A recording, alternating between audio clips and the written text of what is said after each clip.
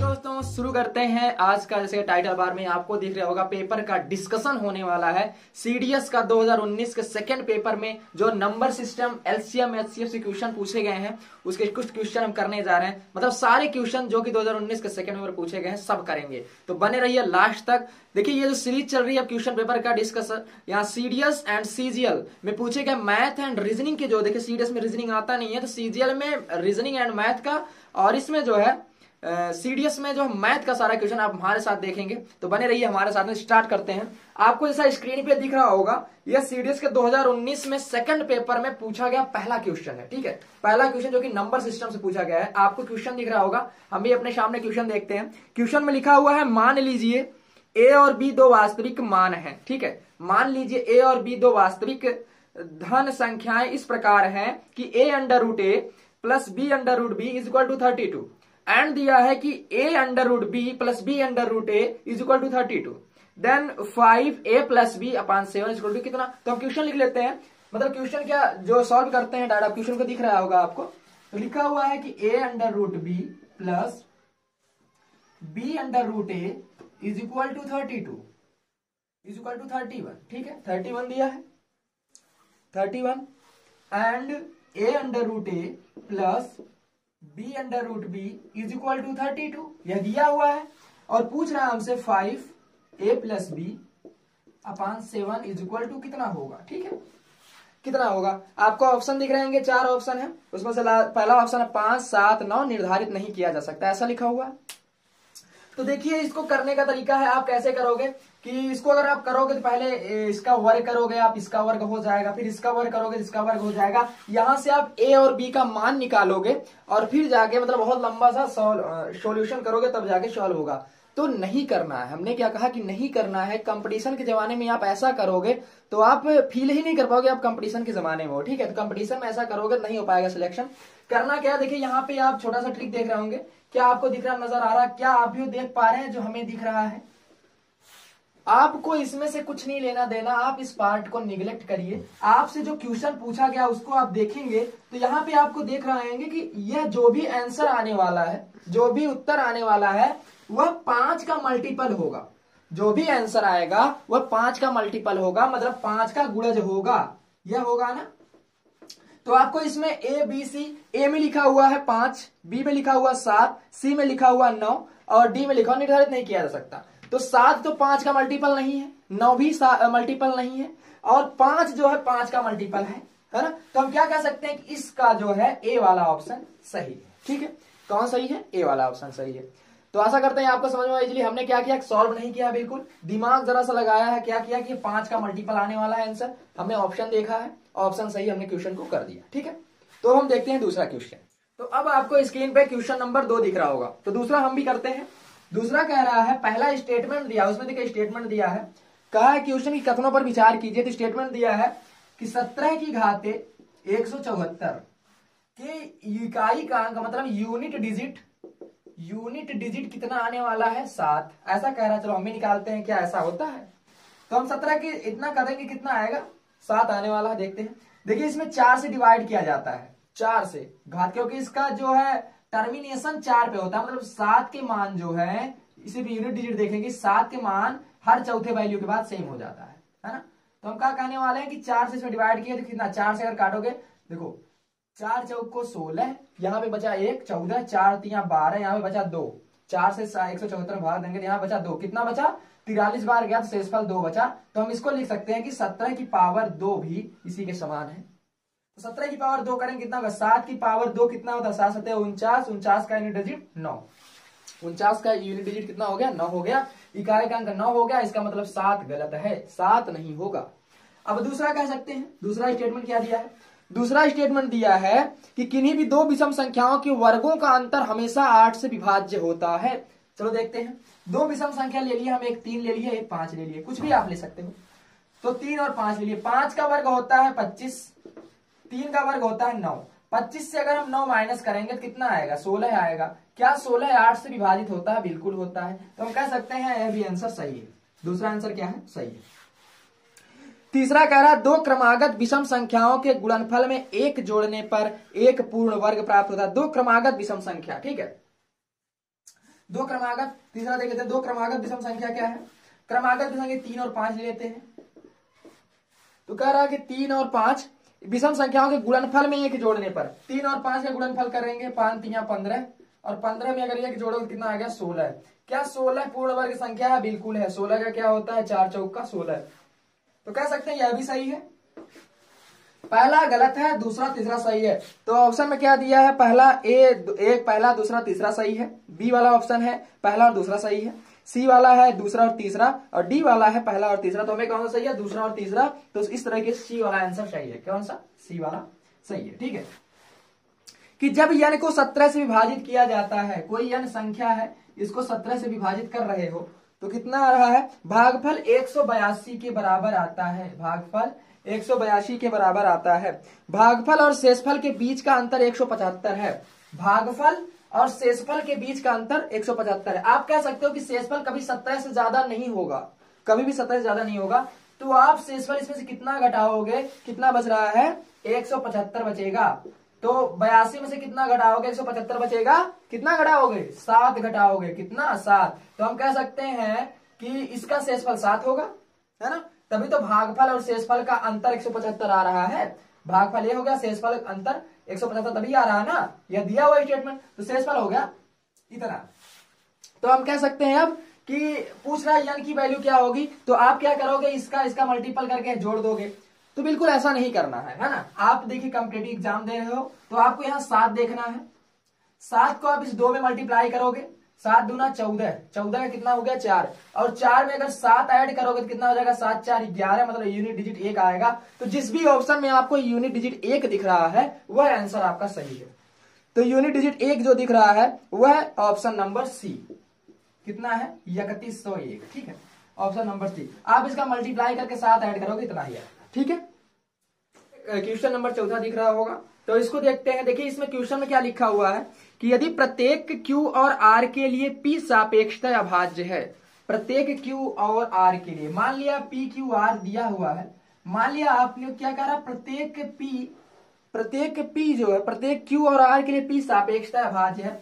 तो Q R कोई ऐसा संख्या लेंगे जो P जिसको डिवाइड नहीं कर सकता। तो अगर आप Q R 3 और 5 ले रहे तो P को मान लो 4। ठीक है, 4 लोग नहीं काट पाएगा। ठीक, तो यह हो गया P Q R जो सापेक्षता अभाज्य है, नहीं काट रहा। ठीक है, अभाज्य संख्या हो गई। ठीक है, अब कह रहा है कि तो गुणनफल क्यू आर के लिए P सापेक्षता अभाज्य है। तो कह रहा है गुणनफल अगर क्यू आर को कर दो तो क्या इसे कहने का मतलब, जब यह दोनों विभाजित नहीं कर रहा, यह P इनको भी नहीं विभाजित कर रहा, इनको भी नहीं विभाजित कर रहा, तो अगर इनका गुणा करोगे मतलब Q इंटू आर करोगे, मतलब 3 इंटू 5 करोगे, 15 आ गया। कह रहे हैं तब इस गुणनफल को भी P नहीं विभाजित करेगा। तो इस 15 को आप अगर 4 से काटोगे तो क्या विभाजित हो जाएगा? नहीं होगा, 15 नहीं होगा। तो हम कह सकते हैं कि यह कथन सही है, पहला वाला कथन सही है कि हाँ विभाजित नहीं करेगा। ठीक है, दूसरा देखते हैं। इसमें दूसरा कथन दिया हुआ है। दूसरा कथन कह रहा है कि यदि P गुणनफल QR को विभाजित करता है, यदि P गुणनफल QR को विभाजित करे, कि यदि विभाजित करता है, मान लो कि जो P है यह Q और R को विभाजित कर देता है, काट देता है। ठीक है, कह रहा है मान ले काट देता है।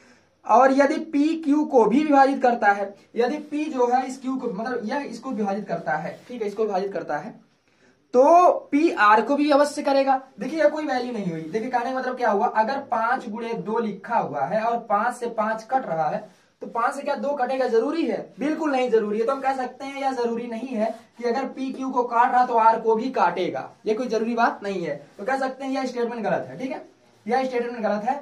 तो इस क्वेश्चन का आंसर क्या हो गया? चौथे नंबर है क्वेश्चन जो है, पहला स्टेटमेंट सही है। तो मतलब पहला इसमें दिया केवल एक सही है, तो ए वाला सही हो गया। ठीक है, केवल एक सही। ठीक, अब देखते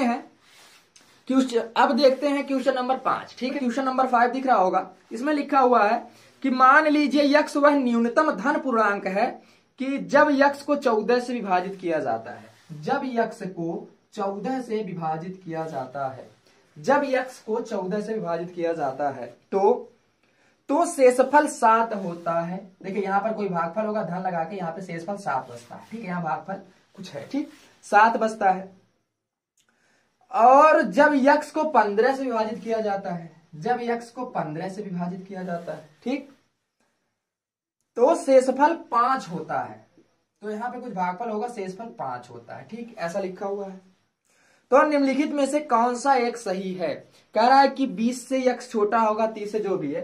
तो कहने का मतलब जो यक्स का मान निकाल रहा है कितना आ सकता है, यक्स का मान पूछ रहा है कितना आ सकता है। तो आप क्या बता सकते हो कि देखिए यहाँ पे जो भाजक है, जो डिवाइडर है, ये 14 और 15 है, इनके बीच का डिफरेंस कितना दिख रहा है आपको? 1 दिख रहा है, ठीक है, इनके बीच का डिफरेंस 1 दिख रहा है। और इस शेषफल के बीच का डिफरेंस 2 दिख रहा है ना। 7 और 5 के बीच का डिफरेंस कितना है? 7 में से 5 जाएगा 2 और 14 में से 15 जाएगा 1, ठीक है, एक डिफरेंस दिख रहा है। तो कहने का मतलब ये हुआ कि कोई भी जो मल्टीपल यक्स होगा उसका जो है 15 और 14 का दुगुना मल्टीपल होना चाहिए, है ना। मल्टीपल देखते हैं, इस अगर 14 में आप 2 से मल्टीप्लाई कर दोगे, इस 14 में अगर 2 से मल्टीप्लाई कर दोगे, मल्टीपल 2 कितना हो जाएगा? 28 हो जाएगा, 14 28। और इस 15 में 2 से मल्टीप्लाई कर दोगे कितना हो जाएगा? 30 हो जाएगा। अब देखते हैं कि क्या 7 ऐड करने पे, क्या 7 ऐड करने पे और क्या 5 ऐड करने पे वैल्यू सेम आती है? देखते हैं। 28 7 35 और 30 5 35, जी हाँ, वैल्यू सेम आती है। मतलब x की वैल्यू कितनी होनी चाहिए? 35 होनी चाहिए। कितनी होनी चाहिए? 35। अब ऑप्शन देखते हैं क्या कह रहा है कि जो x की वैल्यू है यह 20 से बड़ी होगी 30 से छोटी। बिल्कुल नहीं, 30 से बड़ी है, 35 30 से बड़ी होता है। दूसरा कह रहा है 30 से तो बड़ी होगी लेकिन 40 छोटी होगी। सही बात है, 35 30 और 40 के बीच का, मतलब बी वाला ऑप्शन सही दिख रहा है। और कुछ 40 50 के बीच में, यक्स 50 से छोटा है, यक्स 50 से बड़ा है, ठीक है, तो ये गलत है। तो कौन सा सही है? बी वाला। इसका ऑप्शन कौन सा सही है? बी वाला, ठीक है। देखिए ऐसे ही सीडीएस में क्वेश्चन करने हैं, ठीक है। क्या होगा इसमें? पहला लिखा हुआ है, इसमें भी कितने 4 स्टेटमेंट दिए हुए हैं और कथनों पर विचार करने कहा गया है। पहला लिखा हुआ है क्या कि अंडर रूट 75 एक परमीय संख्या है। अंडर रूट 75 एक परमीय संख्या है। यह हमने परमीय संख्या के वीडियो में आपको बताया परमीय संख्या क्या होती है ना। तो अंडर रूट में जो होता है वह अपूर्णांक है ना, पूर्णांक नहीं है, तो परमीय संख्या नहीं है। पहला स्टेटमेंट गलत हो गया, परमीय संख्या नहीं है, ठीक है। अगर आपको परमीय संख्या में कोई दिक्कत होती है आप जाके वीडियो देख सकते हैं, है ना, कंसेप्ट का वीडियो। तो परमीय संख्या नहीं है। कम से कम एक ऐसा धन पूर्णांक यक्स है कि एक यक्स ऐसा धन पूर्णांक है, यक्स धन पूर्णांक है ना, कि 4x बटे 5, 4x बटे 5 छोटा है -7 बटे 8 से। कह रहे कोई एक ऐसा जरूरत धन पूर्णांक है जो 8 से। पहले मुझे बताइए कि हाई जो -7 बड़ा है कि -4? कौन बड़ा है? -4 बड़ा है -7 से, ठीक है। इस बात को हमेशा क्लियर करिए। तो कौन सा पद है जिससे -7 जो है बड़ा हो सकता है? तो हम कह सकते हैं, देखिए केवल x का मान जब आप 1 मानोगे तो -4 बटे 5 यह गलत वैल्यू हो गई। 2 मान लिए, 4 दूना 8 बटे 5, ठीक है, ये ज्यादा वैल्यू हो गई। तो आप यहाँ पे क्या, पहले इसको इक्वल कर लो 8 और 5 को, है ना। तो कितना हो सकता है? 8 पंजे 40, 5 बटे 8 पंजे 40। तो 8 से ऊपर गुणा करें क्या हो गया? 8 चौक 32x बटे 40, और ये क्या हो गया? 7 पचे 35 बटे 40। अब इक्वल है, यह 32 है, ये 40। अब x की वैल्यू अगर आप 1 लेते हो तो -32 आ रही, छोटी है। लेकिन जब दुगुना ले लोगे, दुगुना ज्यादा आ जाएगी ना, तो हम कह सकते हैं कि हाँ x की वैल्यू जो है हो सकती है कोई भी धन पूर्णांक, मतलब 1 को छोड़ के सभी धन पूर्णांक हो ही रही है ना। तो हम कह सकते हैं वाला स्टेटमेंट सही है कि मतलब अगर 32 ले लेंगे, 32 दूना 64। अब बताइए -64 बटे 40, ये तो छोटा ही है ना -35 बटे 40 से, क्यों जी? अरे माइनस वाली छोटी है, मतलब बड़ी है ये वाली, और ये छोटी हो गई, है ना। तो कह सकते हैं वाला स्टेटमेंट सही हो गया कि बड़ी होगा, है ना। ये जो दिया हुआ है छोटा बड़ा वाला सही है। अब कह रहे हैं तीसरा कि x के सभी वास्तविक मानों के लिए, देखिए तीसरा क्या कह रहे हैं, इसको मिटा दें। देखिए दूसरा सही हो गया, पहला गलत हो गया, ठीक है, पहला गलत। तो तीसरा क्या कह रहे हैं? तीसरा कह रहे हैं कि x के सभी वास्तविक मानों के लिए x -2 बटे x जो है 1 से छोटे हैं, सभी वास्तविक मानों के लिए जी, सभी वास्तविक मानों के लिए।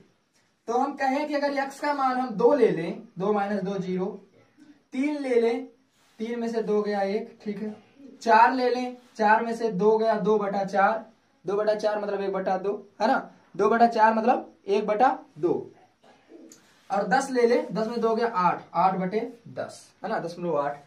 तो कह रहे हैं कि सभी मानों के लिए जो है यह सही है। तो ऐसा क्या हो सकता है सभी मानों के लिए ऐसा सही हो, है ना। तो देखते हैं, तो हमें दिख रहा कहीं ना कहीं जो है यह है, अगर x का मान -1 ले रहे हो तो -3 और बटे -1, ठीक है।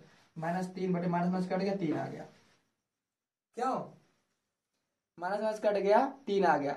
यहाँ पे कोई धन नहीं लिखा हुआ है, इसलिए हमने ऐसा लिया। देखिए क्या किया हमने कि x का मान हमने ले लिया -1, है ना, यह भी वास्तविक संख्या ही है। -1 ले लिया हमने, इस -1 में अगर आप जोड़े आप -1 -2 और बटे -1, ठीक, कितना हो जाएगा माइनस माइनस कितना हो गया -3 बटे -1, माइनस कट गया, कितना आ गया 3 आ गया। अब मुझे बताइए 3 क्या 1 से छोटा है? नहीं ना, 3 बड़ा है, तो स्टेटमेंट गलत हो गया, ठीक है। देखिए दूसरा सही है, पहला गलत हो गया और तीसरा गलत हो गया। चौथा देखते हैं क्या है कि 4.232323। देखो चौथा दिया हुआ है 4.232323 ऐसे दिया है। क्या एक परिमेय संख्या है? बिल्कुल है जी।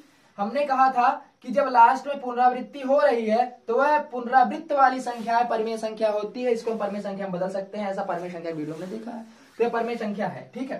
तो चौथा भी एक परिमेय संख्या है। तो हम कह सकते हैं कौन सा सही है? पहला गलत हो गया, तीसरा गलत हो गया, दूसरा सही, चौथा, मतलब दूसरा और चौथा स्टेटमेंट सही है। तो ऑप्शन कौन सही होने वाला है? डी वाला, डी वाला ऑप्शन सही है, ठीक है। क्वेश्चन नंबर 7, क्वेश्चन नंबर 7 में लिखा हुआ है कि 3 की पावर 98 माइनस 3 की पावर 89, है ना, ये लिखा हुआ है। से निरूपित संख्या के इकाई का स्थान पर कौन सा? इकाई का स्थान अंक पूछा गया है। देखिए हमने कहा 3 का अंक जो है वेरिएबल होता है, तो आप क्या करो 4 से भाग दे दो, 4 से भाग दे दो, 4 से हमने भाग दिया, कितना हो गया 4 दूना 8 और 4 चौका 16, 2 बचा, 3 की पावर 2 माइनस, इसमें देखो 4 दूना 8 और 4 दूना 8, 1 बचा, है ना। शेषफल जो देखिए शेषफल रिमाइंडर बच रहा है वही यहाँ पे उतारा जाता है। हमने 4 दूना 8 4 चौका 16 किया था, यहाँ 18 था, 2 बच गया, 16 2 18 होता है। यहाँ पे 88 कट जाएगा 4 से, 1 89 होता है, तो 1 हो गया, ठीक। अब 3 त्रिक 9 होता है 9, 9 से 3 जाएगा 6 बचेगा, ठीक है। क्या पूछ रहा है कि इकाई पे कौन सा होता है? तो आंसर बराबर पहला a बराबर 3 दिया, b बराबर 6, कौन सा सही है? b बराबर 6। तो 8वां में क्या लिखा है? निम्नलिखित में से कौन सा सही नहीं है? कौन सा सही नहीं है? तो पहला लिखा हुआ है 1, देखिए पहला लिखा हुआ स्टेटमेंट 1 ना तो अभाज्य ना ही भाज्य है, बिल्कुल सही बात है। 1 कोई ना तो अभाज्य ना तो भाज्य है। दूसरा कह रहा 0 ना धनात्मक होता है ना ही ऋणात्मक होता है, ये भी सही बात है। 0 ना तो धन है ना तो ऋण है, बीच में होता है ना संख्या रेखा के। फिर कह रहा सी कि यदि p और गुणे q सम है तो p और q हमेशा सम होंगे। कहने का मतलब कह रहे हैं कि अगर 2 और 4 सम संख्या है, ठीक है, p और q नहीं, कह रहा है कि अगर किसी दो चीजों का गुणनफल मतलब p इंटू q बराबर है कितना भी, सम ले लो, है ना, 12 है, तो कह रहा है कि p भी सम होगा q भी सम होगा। क्या पॉसिबल है? देख लेते हैं। अगर ये 12 है तो क्या हम लिख सकते हैं 3, 6 गुणे 2, 6 2 सम है, लेकिन 3 गुणे 4 करेंगे तो 12 होगा, 4 3 12, 4 तो सम है, क्या 3 भी सम है? नहीं ना, तो यह आंसर गलत हो गया तीसरा वाला, ठीक है। फिर कह रहा है कि √2 एक अपरिमेय संख्या, बिल्कुल सही बात है, √2 एक अपरिमेय संख्या है। तो कौन सा सही हो गया कि पहला, दूसरा और डी वाला, ए बी और डी सही है और सी वाला गलत है। तो पूछे थे कौन सा सही नहीं है, तो सी वाला सही नहीं है, सी वाला सही नहीं है। ये जो है अब एक एलसीएम एचसीएफ का क्वेश्चन दिख रहा है पहला, जो कि 2019 के सेकंड पेपर में ही पूछा गया है। तो इसमें आपको दिख रहा होगा कि लिखा हुआ दो संख्याओं का महत्तम समापवर्तक, मतलब एचसीएफ लिखा हुआ है 12, दो संख्याओं का महत्तम समापवर्तक 12 है। निम्नलिखित में से कौन सा एक कभी भी इनका लघुत्तम समापवर्तक नहीं हो सकता, एलसीएम नहीं हो सकता है, कौन सा? ठीक है, तो हम एलसीएम देखते हैं। ऑप्शन लिखा हुआ 80 60 36 24। देखिए एलसीएम जो होता है, एलसीएम में एचसीएफ रहता है, हमने बताया नहीं, एलसीएम में लिखा हुआ है 80 60 भी लिखा हुआ है, 36 24 भी लिखा हुआ है। हमने कहा कि एलसीएम में एचसीएफ होता है, एलसीएम में एचसीएफ होता है, तो मतलब आपको देखना है कि 12 के पहाड़े में कौन सा नहीं आता, जो 12 से नहीं कटेगा वह आंसर नहीं होगा। तो 12 से 80 कटेगा, नहीं कटेगा, 12 60 12 25 60 कट जाएगा, ठीक है, 12 3 36 12 दूना 24, मतलब आंसर कौन हो गया? पहला वाला, ठीक है, कि 80 ही जो है नहीं कटेगा। ठीक है, क्वेश्चन नंबर दूसरा। ठीक है, क्वेश्चन नंबर दूसरा में आपको लिखा हुआ क्वेश्चन पढ़ते हैं कि एक्स वाई और जेड एक ही स्थान से एक ही समय पर और एक ही दिशा में एक वृत्ताकार स्टेडियम के चारों ओर दौड़ना शुरू करते हैं। एक्स 252 सेकंड में दौड़ता है, एक्स कितने सेकंड में, 252 सेकंड में दौड़ता है। वाई कितने सेकंड में दौड़ता है, वाई जो है 308 सेकंड में कंप्लीट करता है, 308 सेकंड में कंप्लीट करता है। और जेड जो है 198 सेकंड में कंप्लीट करता है, जेड जो है 198। देखिए इसका क्या नॉर्मली निकालना होता है, जब इनसे पूछ रहा है क्वेश्चन में कि कितने समय बाद वे तीनों एक ही स्थान पर मिलने वाले हैं। ठीक है, प्रारंभिक स्थान पर पुनः मिलेंगे, कितने समय बाद, तो कितने समय बाद मिलेंगे, तो इसका क्या निकालेंगे हम, एलसीएम निकालेंगे। क्या निकालेंगे, एलसीएम। तो एलसीएम कैसे निकालते हैं, निकाल लेते हैं। 252 लिखिए आप, 308 लिखिए आप, यहाँ पे 198 लिख दिए। ठीक है, इसका नॉर्मली एलसीएम निकालते हैं। 2 से काट दो, 2 एक कम 2, 2 दूना 4, 2 छक्का 12, 2 15 दूना 30, 2 चौको 8। ठीक है, 2 9 18, 2 9 18। ये 2 से कट सकता है, जी हाँ। 2 छक्का 12, 2 3 6, 2 छक्का 12, 2 3 6, 2 सत्ते 14, 2 सत्ते 14, 11 9 99। ठीक है, अब ये 2 से कटेगा, बिल्कुल नहीं कटेगा, 11 से काट देते हैं, या 3 से भी कट सकता है, अभी 3 से काट देते हैं। 3 दूना 6, 3 एक कम 3, 77 नहीं कटेगा। इसको कितना काटेंगे, 3 त्रिका 9, 3 त्रिका 9, 33। ठीक है, इसको काट देते हैं 3 से, 3 सत्ते 21, 77, 11 3 33। अब यह किससे कटेगा, 7 से कट सकता है, 7 एक कम 7, 11 सत्ते 70, 11। ठीक है, अब यह 11 से कटेगा, तो 1 1 1। ठीक है, 11 कम 11 कट गया। ठीक, ये देखिए एलसीएम निकला। अब इसका मल्टीपल करें, 2 दूना 4, ठीक है, 4 3 12, 12 3 36, 36 11 से 70, मतलब 36 का आप 77 में मल्टीप्लाई कर दो। 36 गुणे 77 बराबर कितना होगा, कितना होगा, इसका मल्टीप्लाई करेंगे तो कितना होगा, 77, 7 छक 42, 7 1 21, 21 और 4 25, मतलब 252, 2 5 2 7, 5 2 7 2, 2772 सेकेंड। कितना आया, 2772 सेकेंड। ऑप्शन क्या है, मिनट में दिया है, 26 मिनट 18 सेकंड।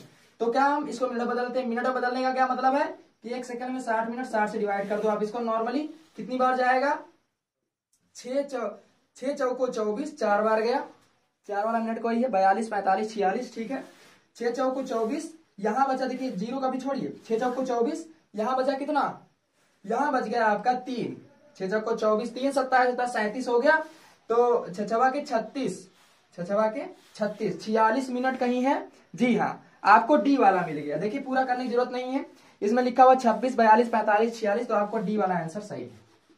ठीक है, ये नॉर्मली आप जैसे करते हो उसी पे दिखाया गया कैसे किया जाता है। ठीक है, तो 46 वाला आपका सही है। ठीक है, तीसरा नंबर क्वेश्चन दिख रहा होगा, एचसीएफ एचसीएफ का, इसमें लिखा लघुत्तम समापवर्तक निकालो।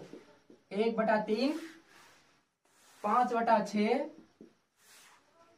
2/9 एंड 4/27। यह क्वेश्चन लिखा हुआ कह रहे हैं एलसीएम निकालो। एलसीएम निकालने क्या करते हैं, नीचे का एचसीएफ निकालते हैं, ऊपर का एलसीएम करते हैं, यही करते हैं ना। एलसीएम कैसे निकलेगा, देखिए इन दोनों का एलसीएम 4 हो गया, इनका हो तो 4 पंजे 20, 4 पंजे 20, एलसीएम ऊपर का 20 आया। ठीक है, ऊपर का एलसीएम कितना आया, 20 आया, और नीचे क्या है, 3 6 9 27। कॉमन क्या दिख रहा है आपको, 3 6 9 27 में। देखिए एलसीएम एचसीएम में अगर आपको प्रॉब्लम हो रही है तो आप फोरियर प्लेनेट की जो कंसेप्ट वाली पार्ट है एलसीएम एचसीएम का देख सकते हैं, वहां समझ जाएंगे। तो यहाँ 3 6 9 2 27 में कौन सा कॉमन दिख रहा है ना, 27 बड़ा है, नहीं होगा, 9 उससे बड़ा छोटा नहीं होगा, 6 सबसे कॉमन क्या है, 3 सभी में है, 3 सभी में है ना, तो 3 20/3। आंसर कौन सा हो गया, A B C D, D वाला 20/3। ठीक है, आपका आंसर डी वाला। देखिए क्या हुआ कि यही एलसीएम एचसीएफ के 2019 के सेकंड पेपर में इतने क्वेश्चन पूछे गए थे, नंबर सिस्टम से उतने क्वेश्चन पूछे गए थे। ठीक है, तो 2019 के सेकंड पेपर के और जो भी क्वेश्चन है अगले पार्ट में हम